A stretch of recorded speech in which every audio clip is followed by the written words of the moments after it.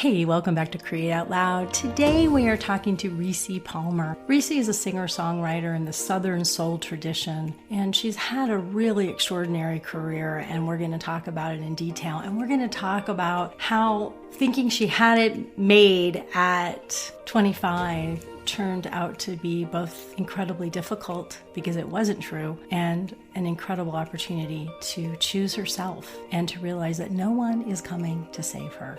Come on in and listen to this very honest, very moving conversation. I was so grateful to get to be part of it, and I think you will be too. What was it really like to be back at the Grand Ole Opry? I just think it must have been exciting, but also kind of fraught. And I'm just totally projecting on you. I would have been angry. I was telling somebody yesterday, I think for me, it was healing, Lord. I'm trying to think how long I've been independent. It's been like 11 years. So the last 11 years have been me trying to work through not taking rejection personally. Oh my God. Right there. I just got chills all over my body because I'm still working on that 30 years into this gig. No, it's an everyday process. Don't get me wrong. I definitely do not have it down, but I have a little bit more perspective on it. And so when I left Nashville in 2010 and got married and moved to North Carolina, I was I was very wounded. The fact that no one reached out in that time, no one from Nashville reached out. No record labels, none of the institutions, none of the industry, just people that I was friends with, people that were my friends did. But for the most part, no, I didn't get any welcomes or check on you, how you doing, none of that. Effectively, I was dead. Right. Erased almost. Yeah. And so it's hard not to take that personally. And how feel can we not? We're humans. Yeah. We want to be connected. We want to be seen. And then we're artists, creatives on top of it. For a very long time, it felt like that. And, with the resurgence of everything and the past year, suddenly it's oh, no, you're not dead. Hi, can you do this? Would you be interested in doing this? So it was a lesson for me, and something that I try to tell artists that are new is don't take any of this personally. It has everything to do with your buzz and what everyone else is saying about you. Yeah. And so the moment that you're hot, you're hot. And then the moment that people aren't talking about you anymore, you're not. You just have to learn not to take that personally and be able to keep going forward. Can I just interrupt you for a second? Because so many of the women I work with and coach, they are so afraid of both the buzz, getting the buzz, and how do they handle it? And then they're so afraid of not getting the buzz that they don't get off the dime. They don't start creating. Is there anything that's helped you with that? Therapy. Yes. Honestly. Yes. I credit my therapist for the years that we worked together. That was one of the things that we talked about a lot, was just me feeling I feel thrown away. I feel abandoned. I feel rejected. And it's really hard to move forward and have good feelings about all of this when, I feel orphaned. She just was really good at Rissi, you're not your job. That's not who you are. In every aspect of your life, you would be considered successful. You're in a marriage and you have a healthy child and now 2 children and you have good friends and you still work. You, regardless of what the industry decided, you decided that you were going to continue working, and you have continued and survived and thrived. What the industry does or does not think about you doesn't determine what you're doing on a regular basis. That helped a lot. I don't know. And I just stopped caring about what everybody thought and just made art, just made what I wanted to make, and not worried about, people being mad about it or whatever. I just made art. Did you hear her say that? I just made art. So simple and so profound and courageous. And I just want to look at you and say, are you just making the art? Are you digging into the self-trust to find that energy and that voice that is yours? And so getting the call and getting to stand on the stage and getting to do this in front of my daughters, getting to do it in front of my husband, because they weren't there the last time I did it. it was great. And I got to stand on that stage and I did it on my own terms. Like I did my own music and I did the music that I wanted to do. I didn't do the radio single. I didn't do any of that. I did Seeds, which my is a favorite protest song. Oh song. my God, Yeah. that's how I found you. Oh God, that song just Ah, makes me, I get chills all over my body just thinking about it. thank you. Yeah, so I got to do that song on the Opry stage, which was like a big coup in itself for Yes, me. it is. It's a coup, And period. because Lord, I'm just imagining all those poor people that were like, oh, that's a cute song. And then they went to the website and saw the video and it was like, oh, wow, okay. You know, and I got to do Somerville, which is a song Mhm. about my family and where my family is from. And then I did a Linda Martell song, who is the first Black woman to play the Grand Ole Opry and in 1968. And so, and like, she's the reason I am here. And she's the name of my show is because of her and all of that. And so I got to do three things: show them where I'm from, what I'm about, and who brought me here. That's a big deal. So like I can't even be mad about that. Like I was like, I'm determined to make this opportunity intentional. Was it hard for you to pick those three songs? Did you have to think about it a lot, or did they just pop like those are the three I'm going to do? No, those are the three. As soon as my publicist told me that I was gonna do it and that I got three songs, I was like, oh, well, I know. Oh, that's That's great. what I'm gonna do. Yeah. In case I never get invited again, and it's another 13 years before I do it, I went and I did exactly what I wanted to do. Excellent. I love that. And I want to go back for something you said. You were talking about working with your therapist. You decided to carry on your career after you left the label that wasn't working for you. I am Mm-hmm. so fascinated with these moments in life when we think we've gotten the golden ring. We think things are going Mm-hmm. the way, and then we go, this No, isn't this it. isn't it. This isn't working. Can you take us into that moment? I know it was a long time ago. And to when you realize, no, I have to leave the label and be an independent, because it's a hard decision. I just self-published my first book. I've always had Mm-hmm. big publishing deals, so I have lived my own version of that. But it's even, I think, a bigger deal when you're a recording artist. Yeah, it's so Lord. Okay, so I signed to that label in 2006. So I had just turned 25. It was the summer Oh I yeah. turned 25 and I thought I made it. Like I'd been working since I was 18 for this. Everything was good in the very beginning and it was great and everybody was excited and I was so grateful to be in the situation that I wasn't really taking stock in some of the things that were happening around me. It went from being this really great experience to being a very toxic experience. I played a role in that because of decisions that I made, both personal and business wise. And they played a role in it for sure.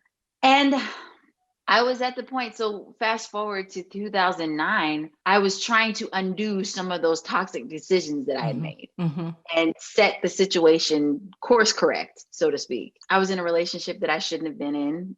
That was a part of my record deal, a part of my recording situation. I tried to get out of that and it was not made easy to get out of. Then I started looking at my contract. I had a new manager and my manager was like, what in the world did you sign? Like, what is all this? Oh. You know, again, I was so grateful that I was just like, this is great. And I think, and this is a sidebar, I think people, especially artists, creative people, we think a savior is coming. We do. Oh my God. Oh my God. I wasted It's this, so many years of my life. I thought Oprah, I get on Oprah and then I'll be saved and I'll be saved. I'll be saved. She will make my career and end even deeper, Rissi, that I will then believe in myself because she said, you're good enough. Right? Yes. Yes. So we're all looking for this savior, whether it's a publisher, whether it's a publishing deal, whether it's a record contract, whatever. We're A all looking number for on the this. charts, right? That's what's Right. great. The Grand Because Ole Opry. and the savior becomes something different every time It you does. It keeps moving. it moves.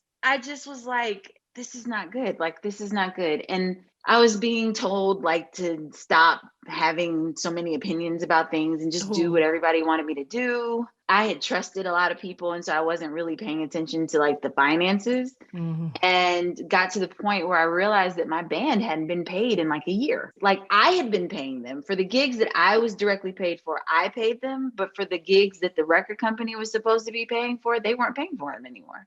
So that was an alarm. And then I did the song Nowhere. I didn't want to do it. And I was told basically shut up and just do it. I'm so angry right now. Yeah.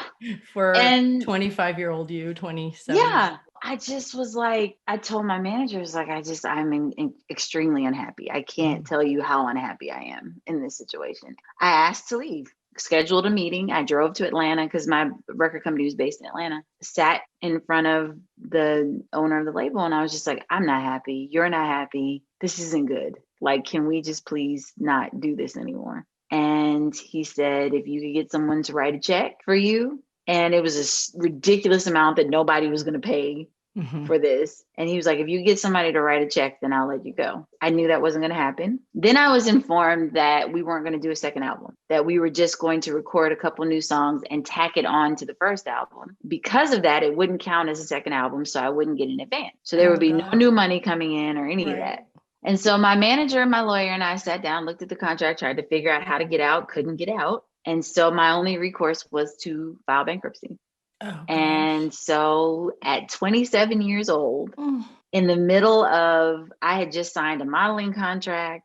I had just done a pilot for a television show on Travel Channel. Like, all these great things were happening. Everything just stopped. I did the bankruptcy, and the day of my hearing, the head of the label showed up at court and disputed it. And so then it turned into a trial.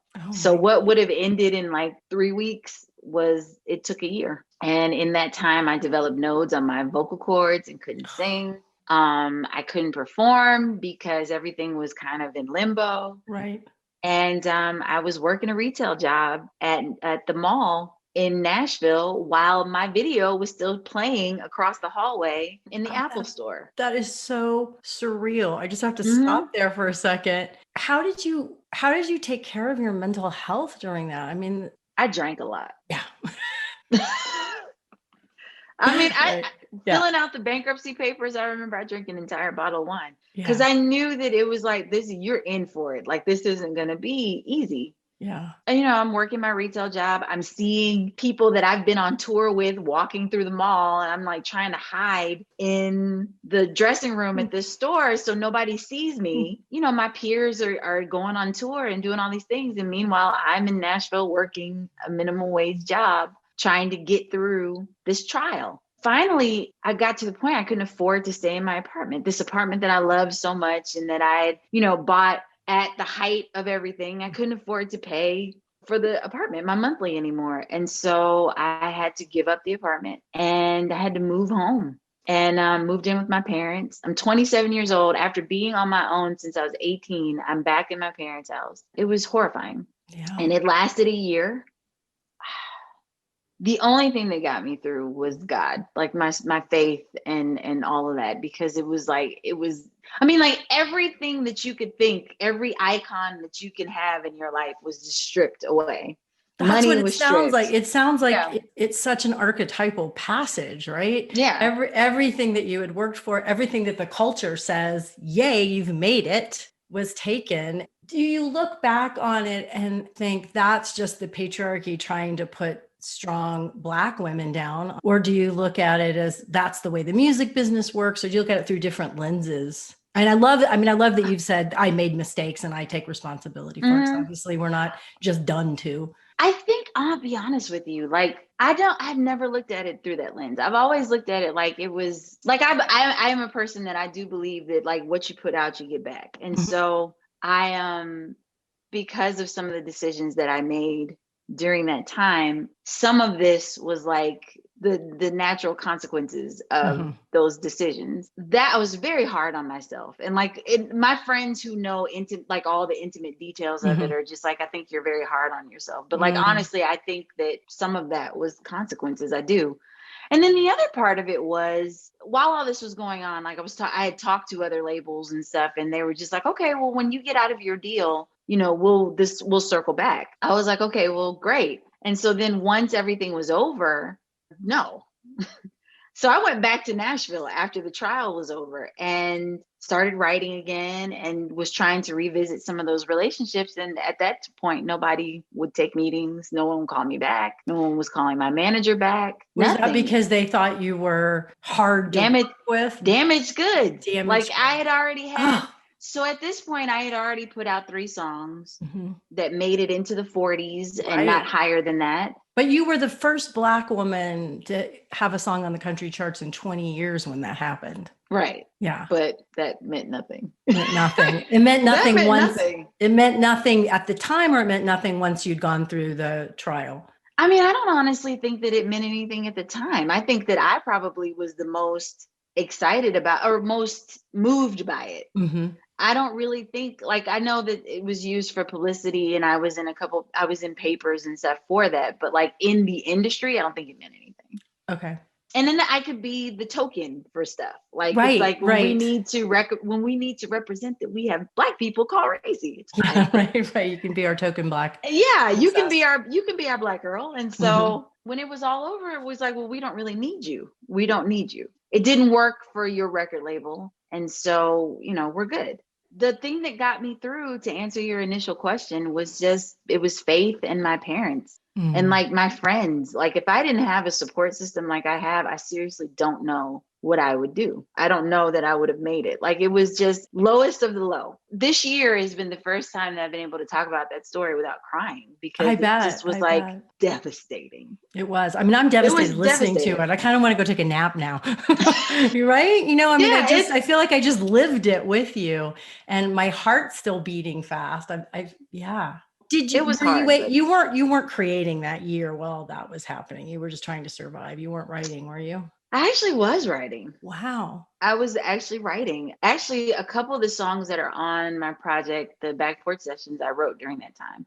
I just had to hide things because I didn't want the label to take them. Sure, of course. Because I still was technically under a deal. And so I would ask people, just please don't turn this in. Write it and, we'll still write and still create. Because I thought that as soon as I got out of this, I was going to be making an album and like it was going to be business as usual. Right. And it never was again. Yeah. One of the things you said in an interview is, I was so used to having a manager, a label, an agent, et cetera, to do the work for me. I had to get back into the hustle mentality. My advice, even if you have a lot of help, make sure you're always planning and thinking ahead for yourself. And I've had to learn that so many times. Do you think you'll ever forget it now? No.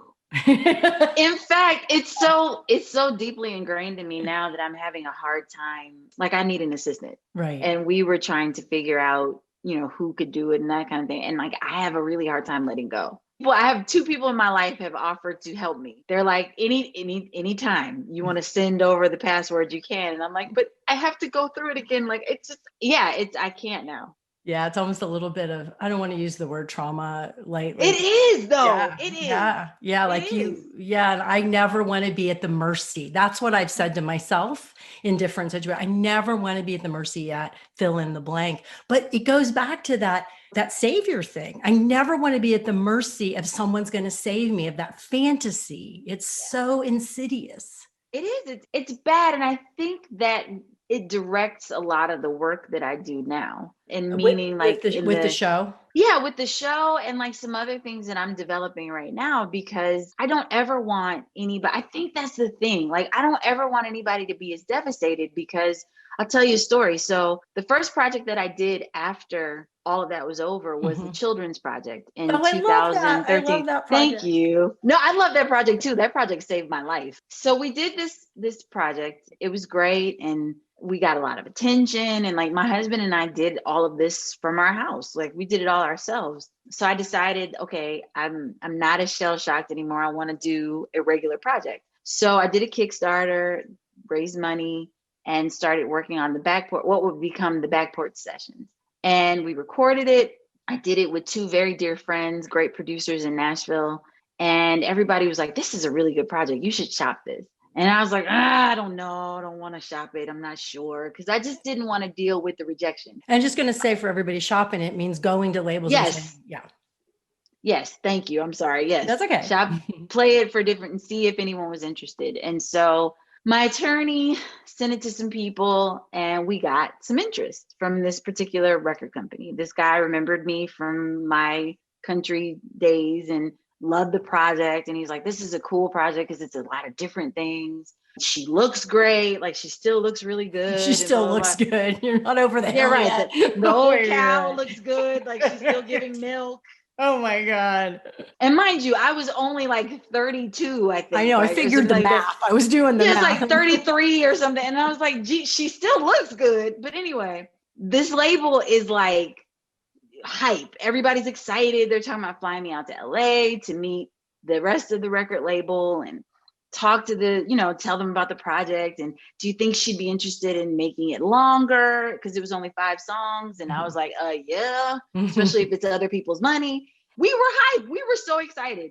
And I was crying and all this. I was like, I can't believe this is happening. Fast forward a week.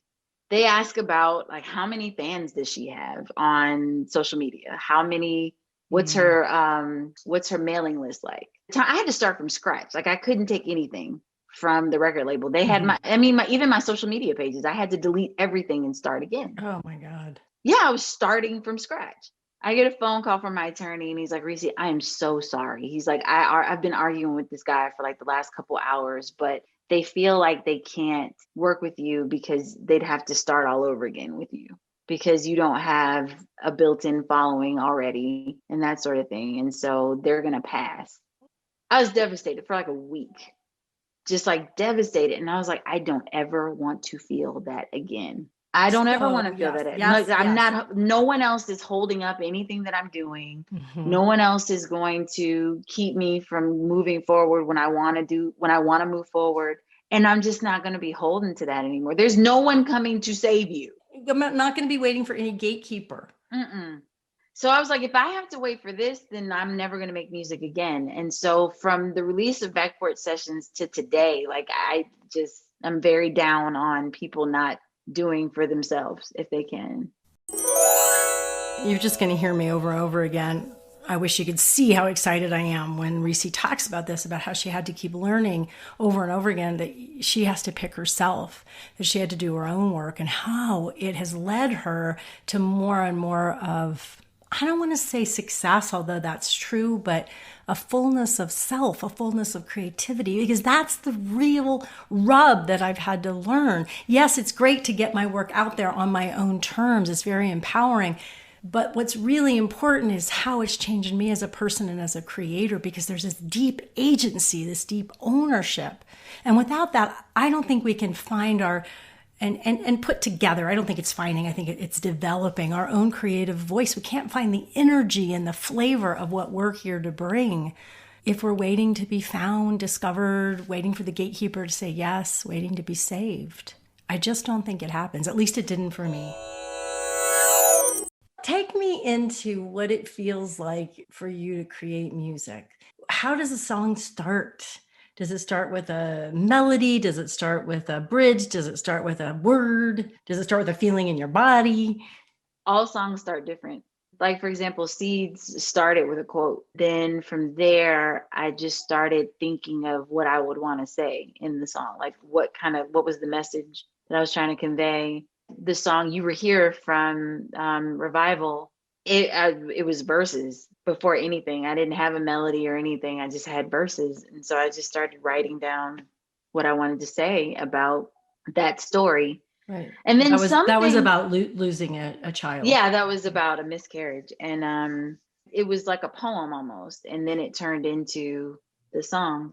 And then some things are like I had the entire chorus for You Could Be Dancing from the children's album in my head. Like, I was driving and I was and I was singing it and I was like, okay, that's a chorus. I don't know what the rest of it is, but that's a chorus. From there, we built the verses. Some of it is like, I want to write a song about this thing. And so then I start really, really thinking about it. Mm-hmm. Most of the songwriting happens in my head before it even is pen to paper. Like, I have to think about it. I'm very... it's overwrought a little bit sometimes because I just I think and think and think and think and think. And then finally I'm like, okay, now I write it down. Because now it has to make sense to me before I can write it down. Interesting. And would you be picking on the guitar while you're doing that, or? Sometimes, sometimes it's just chords. Like, a lot of times, breathe in, breathe out was just chords. Mm-hmm. for the longest time, and I didn't know what it was. And I would play it over and over again. I'm like, I don't know what this is, but it is something. I love And it that. was that I for like don't a know year. what it is, but it is something. It's something. That is the creative process in an nutshell. And you have the trust and the curiosity to keep listening and playing with it. Some things just gnaw at you. And those are the things that I feel like need to be written. And so however it comes to me, if it keeps coming to me, then I'm like, it's something. You said they at some point. Do you bring it to collaborators at some point? Is there Yes. people you always go to? Yeah, I have 3, it's more like 4. It's like 4 people that I very much trust. Shannon Sanders is one of my longtime collaborators. We've been working together since I was 19. How did you meet? We met through a mutual friend. And I met this gentleman when I lived in New York. And he was he's like an A&R at Motown. He liked one of my managers. And but we became friends. He was like, you need to meet, there's 2 people you need to meet, Blue Miller and Shannon Sanders. I fell in love with both of them. Blue and he was a longtime collaborator until he passed a couple years ago. Shannon, I took a meeting. I went to Nashville. We sat in his car and listened to music and just cracked up. And like, he's just one of the coolest, most laid back, funny, kind, just insanely creative people that I've ever met. He's like a big brother.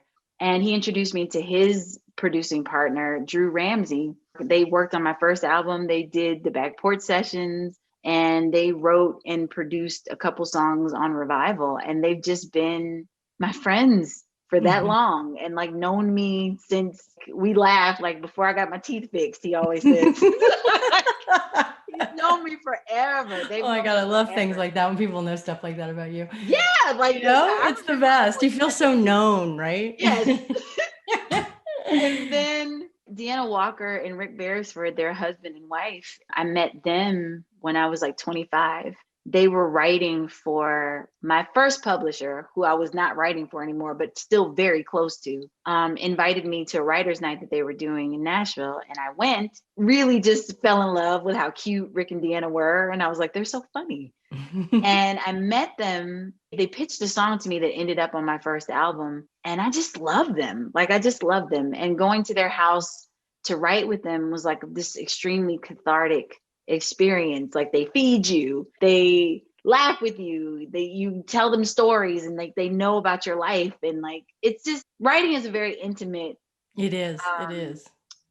thing when you, especially when you do it with other people. And so you want to do it with really kind, empathetic and discreet people. And so that's who they are, and I love them. Still write together to this day. Collaborators and friends like this brought up 2 things from my mind. One is we really have to make it safe to create. The people we surround ourselves by, whether it's in a workshop or a teacher or any kind of setting, collaborators, they have to make us feel nurtured and safe. It's not extra. It's essential for what goes on neurobiologically for your brain to create. It needs to be able to relax. It needs to be able to feel safe. So if you're with a teacher or you're with someone who's like making you feel unsafe, either you need to change your story about it or need to get the hell out of there. And the other thing I want to say is it makes me a little wistful. It makes me wonder, where can I find some of those collaborators and supporters? I feel like I have to do it all alone. My producer, Jeff, on this show is a great collaborator. I'm really grateful for him. But where else can I find those collaborators? Where else can you find them? And think outside the box. Because obviously with Rissi, it's like, well, making music is a collaborative affair. Movie making, theater, there's a lot of things that you do as a creative practice, a creative endeavor that are collaborative, but there's a lot that aren't. And then we can feel like maybe we have to do it alone. So if you felt wistful or curious listening to her, what do you want to look for in your creative life? Which reminds me of in the press that you've been getting in the last months about the Color Me Country radio show that you're doing with Apple and the Color Me Country Artist Fund. There's been such an emphasis on Black country music women artists coming together to support each other. And there's so much of your show, Color Me Country, is about, well, it's all about, hey, let's look at this legacy and in current times of people of color in making country music. So the question that I have is, by both of these things feel like gifts to the world that you're creating. They feel like acts of service in a way. Does it feel like that to you? And does it inspire your creativity in a way to know that you're kind of helping people or raising awareness in these ways and helping them by raising money, clearly? That's a great question. Or is it just fun? Well, no, you know what? It's so it's been a year since I started working on this project. I haven't been with Apple that long, but that's how long I've been working on Okay. things. Yeah. I didn't realize it had a life before Apple. Yeah, I was ready. Actually, the week that I had my meeting with Apple in June, I was a week away from launching the first episode. Okay. And but once again, doing it on your own, not waiting for the gatekeeper, of course. Yeah. Yeah, everybody was like, you should shop this. And I'm like, I'm not shopping this. Mm-hmm. And like Apple ended up coming to me because of another, but that's a whole other story. But anyway, sidebar, but if you are a creative and you have something that's like gnawing at you and like in your gut, like all the time, do it. Because the universe, I swear, I believe the universe will meet you. And if you don't do it, somebody else will. And somebody else will. Because I've had that happen too. Well, no, I've had so many people tell me that they had this idea to do this show, but they just didn't do it. Oh, yeah, because it's the right? It's the culture, and we don't need to be unique. We just need to take action. Yeah.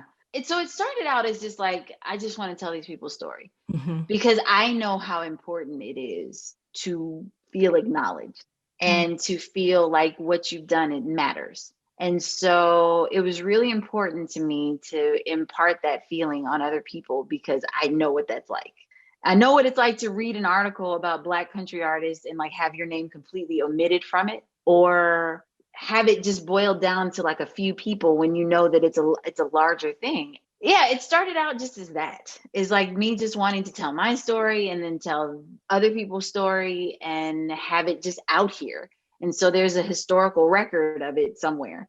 But can I just say, like you took, once again, you took this, the crap show that started with the label, and here all these years later, you're still making something good out of it. I'm trying. Like, I just believe in, like, I don't know. I'm a big believer in reciprocity and generosity for me. And just trying to like, I want this, so I'm going to give this to you. I'm going to make sure that there's a lot of this happening in the world. I want to be I do. And like, I swear it's not like me trying to be a savior or anything. It's just like, it's more so just like, I don't want anybody to feel like how I felt. And so like, if I can prevent that. And also I just wanted I wanted to create a safe space with the show. Generosity, never wanting anyone else to experience what she experienced. I've been working on that in my own life too. How can I lift other people up? How can I get their message out? It's really nurturing to turn our own frustrations around, or our pain, and turn it into something that we can do to help others. So where could you be generous? Is it a mentoring opportunity? Is it Instagram lives with people sharing your platform? Is it working with somebody's child to help them with something you know? And where are you being too generous and not leaving enough time for your own work? Because I see that on the flip side a lot too. Where do you need to take back some of that giving, and give it to yourself? That's what it started out as. And then as we were going, and, as I would hear from people and behind the scenes and, the off mic conversations that I was having with a lot of people that I was interviewing, I realized this is something else. Like, this isn't just your little show. Like, this is something else. And like, so what's something else? What did you realize? This is like it's validating for a lot of people. Yeah, it's validating and it's inspirational to a lot of people too. And it's affirming and representational. Yes. And like how important it is to see those images and like, with the stories of people being afraid to go to country festivals because they don't know how they're going to be received or something like that. And it was Rissi, I finally feel like I have a show that I can listen to and I feel like it's representing people like me, or, it was so nice to see other country singers that look like me. I'd never heard of any of these people before. And it's like blowing my mind that this music exists and I didn't know that it was out there. And it's created a network. And like a lot of people are friends that have been on the show. A lot of people, they'll reach out to each other because of the show. And like folks are writing together, people are hanging out Oh together. my God, that's Like so awesome. it's really nice. And like I can't take credit for all of that because social media makes a lot of that Sure. happen. But like You're the instigator. it's a thing that's happening now. The fund was because of my partner in this is a host, another Apple Music host, Kelly McCartney. And Kelly has for the last 2 years run a fund called the Rainy Day Fund, which is for BIPOC, LGBTQ plus and any other marginalized group that's pursuing music. Mm-hmm. So Kelly calls me one day and says, "Hey, do you want to do an offshoot for Color Me Country?" And I was like, "Yeah, actually, that's a great idea." And so we just established it in December. The whole idea of it is like, it's amazing how much $500 or $1,000 can change the trajectory of things. Mm-hmm. And I remember when I was working my minimum wage job and trying to make ends meet and recording at night, trying to get a record deal, trying to choose between getting gas or, paying for studio time. Or like, am I going to eat or are we going to get this new outfit so I can take this meeting? I know what that's like. And so I just wanted to be sure that $500 wasn't going to keep someone from pursuing their dream. Wow, I love So that. it's not a whole lot of money, but it's like it's an ego boost, it's a spiritual boost to get that, and you're like, one less thing I have to think about. Yeah, and a Or I wasn't stress relief, for this. Yeah. So it's like I call them little postcards from God. Like it's like the little tap on the shoulder to say, keep going and keep doing this. And so yeah, that's what the fund is about. So I don't know. It's does it make me feel creative to answer your initial question? It makes me feel good inside. I'll be honest, it takes up a lot of time. So I haven't that been that was kind of creative. related, right? Like that's a lot to manage. I mean, doing a podcast is one thing. I'm doing it. I know what time it takes, but then another, a nonprofit on the side. Yeah, it's a lot. Again, I need an assistant, but I'm going to help you with that. Lord, I got to learn how to let go, but I'm not as creative as I want to be. And so I'm going to have to start scheduling creativity, which will be an interesting thing. I've never had to do that before, but I'm going to have to start scheduling it. Yeah, because you still have young kids. Yeah, I have a 1-year-old and a 9-year-old. So, but we're going to we need help. So yeah, I'm going to have to start scheduling time for mommy to create. Yeah. And do you miss it? Do you miss creating right now? Is it gnawing at you, or does it feel like this is just a different season? I feel like I'm still creative. I'm not creative in the way that I have been traditionally, which is through songwriting, but I'm creative in the way we put together the shows, putting the playlists together, finding artists, figuring out the angle to tell their stories, figuring out ways to connect the artists to each other. Like, oh, you need to know such and such. I'm like creating other things on the side, like other offshoots of the show and that kind of thing. So I'm still creative. I'm just not in my traditional sense, not in the way that I normally am. That also is so insightful because sometimes our creative mode changes, and to recognize it and to go with it and then to develop all of these skills that you just named. I mean, that's huge to think about. How am I going to slant the story? And how am I, where am I going to search for people who need to be found? That's extremely creative. I want to go back to, well, she still looks good. How much of a pressure do you feel about how I mean, you're very beautiful. Thank you. How much does that feel like a pressure? Do you feel angry that still plays a role? Is it just like just maintenance time that sucks? I mean, it's taken on different meaning to me at this stage in the game. Like I'll be 40 this year, and I just had a baby like a year and a half ago, and so and I've been stuck in the house because of a pandemic. So like I have put on pandemic weight. Me too. And I'm recovering from an eating disorder. I had an eating disorder all through my teens, through my 20s. That was a part of what I went to therapy for. And in my 30s, thank God, I finally feel like I have a handle on it. Like it's like it's a daily thing. because I still have those thoughts. I have to reason through them. Like I have to recognize them and then like sit down and like, okay, girl, like, so you know that it's not good for you to do that, right? And I think part of it is I have two girls, and one of which is a little woman that is like eyeballing me 24/7 in anything that I do, she's gonna do. And I remember her asking me once, what kind of diet are you on now? When she was like 4. And I was like, oh, you notice. They don't miss a All of, thing. yeah, like mommy's paleo, and then mommy's a vegan, and then mommy's doing this. And then I realized it's just part of my eating disorder. It's manifested in a different way. Right. Healthy eating. Yes. Yeah. Yeah. Cleanses. I saw someone say that on Twitter the other day, and I felt seen. Like they were just like, how many of your friends that are vegans are actually masking an eating disorder? And I was like, ooh, that made me feel like I needed to get a handle on it. And being in the entertainment industry did not help. Oh God, I can't even imagine. An eating disorder. And you know, you're like at your skinniest and everybody's telling you how amazing you look. Well, they do that in culture in general, but they definitely do that a million times more when your livelihood is tied to it. So everybody's telling you how great you look and like you've worked out for 4 hours a day. And I remember I was being held up. There was a person that was talking to another artist that was signed to my label, and they're like, Rissi gets up at 4 o'clock in the morning and works out, and then she works out again in the evening. Like, you need to be more like that. And I was thinking to myself, I'm like, I am miserable.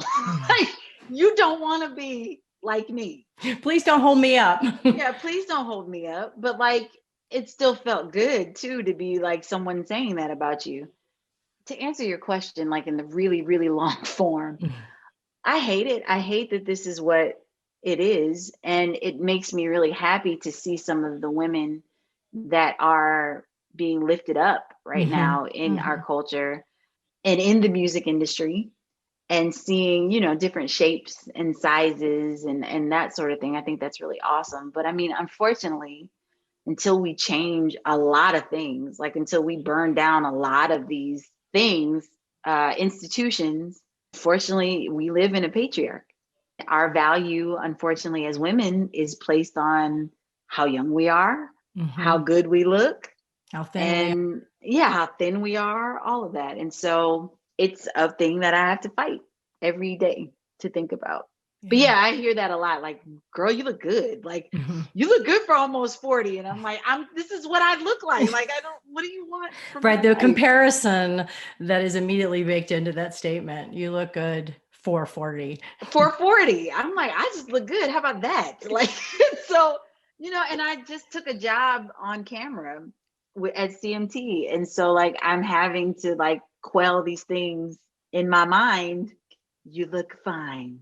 Because a lot of the girls that I'm talking to are like 20 or 22 or whatever. And so like, I'm on camera with a 22-year-old, and it's, I have shoes older than you. and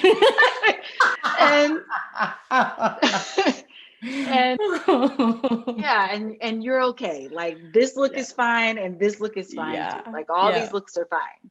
Yeah, I'm 58, so I definitely feel that too. And you look fabulous. Thank you. Oh, I am in love with you. I'm in love with the stance that you're taking in the world. I'm excited for this conversation to be heard. And I want to ask you my final question that I love to ask, which is, what will you learn next? Ooh, gosh, that's great. I'm in the process of learning. 2020 was rough on us personally. And I say us, I mean my husband and I. We had a really bad year, 2020. Thank God that both of us are stubborn. And he surprised me in a lot of really good ways toward the end of the year with his relentlessness in loving me and wanting to be together. And so I'm in the process now of learning how to love every day, like actively love him every day and be a good partner to him every day. That's the biggest thing. Like I'm learning it because I wasn't really great at it. Yeah. So yeah. have had an experience like that in a mini way with my partner, and that really hits home. Yeah, really it's you know, like he does stuff and it makes me mad, and you know, we went through a lot of stuff, and I didn't think we were gonna make it. Mm-hmm. I'm getting emotional even thinking about it, and I didn't think we were gonna make it. And so all these great things are happening in this other parts of my life, and like everybody sees me, and they're just like, oh, you got everything that you want, and like it just wasn't good. And he just shocked me with his capacity to love me. And so I'm working really hard at learning how to be how to reflect God in our relationship to him, so that he will reflect it back to me, and just how to be that loving, unconditional love, like really what that means, and model that for our daughters, so that they don't repeat our mistakes, but they repeat our triumphs and our successes. And so that's what I'm trying to learn. Oh, that's so gorgeous and so inspiring to me. I said that was the last question, but now I'm going to ask another one, which is that I find that when my husband loves me that way, that I have to let it in. Yeah. I'm constantly learning to be deserving of it. Yeah. That's the thing. That's the kicker right there. But I mean, like, that's the thing in it's funny how that boils down to everything. Mm-hmm. Like, meaning in whether it's your art or in your relationships or whatever, it all boils down to, I don't know that I deserve this. It's that feeling of like, I don't deserve, the imposter syndrome, like invades all things. Or that I don't deserve to be seen. Yeah. You know, I'm just too, no, don't look at me. Yeah. I'm too ugly. I don't mean outside, but inside. Yeah. Or this is too imperfect, you know, thinking of our work. Well, I am so full of gratitude, and I'm so grateful for you and what you're doing in the world and for your time. Thank you so much. Oh my God. Thank you. This was great. Thank you for asking me to be a part of this. This is wonderful. You're going to love Rissi Palmer. Go find her videos, go find her music, and go to rissipalmer.com. Go on YouTube, listen to her show, Color Me Country, on Apple Music. And most of all, what are you going to take away and remember and put in your creative toolkit for this week? Here's what I'm going to remember. Hey, I wrote about this in my book, Why Bother? I wrote about wanting to get on Oprah more than anything, and then realizing once I got on it, oh no, no one can choose me but me. But just like Rissi said at the beginning of the interview, we have to keep learning this over and over again. You know, I'm 30 years into this creative thing, and I'm still learning, and I still fantasize that someone's going to love me, someone's going to do this for me, and then suddenly everyone's going to know about my work. Is that creeping in for you? Or are you hiding from being known? Are you not putting your work out there, whatever it is? Finding the collaborators, finding the people who want to be generous with you? Are there some asks that you can make this week to be seen? What does this stir up in you that you can put into action this week that will help you create out loud? And we're going to help you create out loud next week with Ann Lore of Nest Labs. We dive into talking about how do you make money as a maker? How do you take care of yourself creatively? And we're going to talk about one of my favorite subjects, toxic originality. And it'll be a lot easier to tune in if you subscribe wherever you get your podcast, because then we'll just pop up every week there. And you know what? Rissi talked about generosity. And if you have a moment to be generous, not just towards me and my podcast, but towards my guests, give us a review, subscribe and give us a review. That would be awesome. And maybe you want to tell a friend or two about it. That would be double extra awesome. But most of all, what I want from the totality of my heart, not just the bottom, not just the top, is for you to keep creating, keep expressing, keep sharing. This is Create Out Loud with Jen Loudon. See you next week.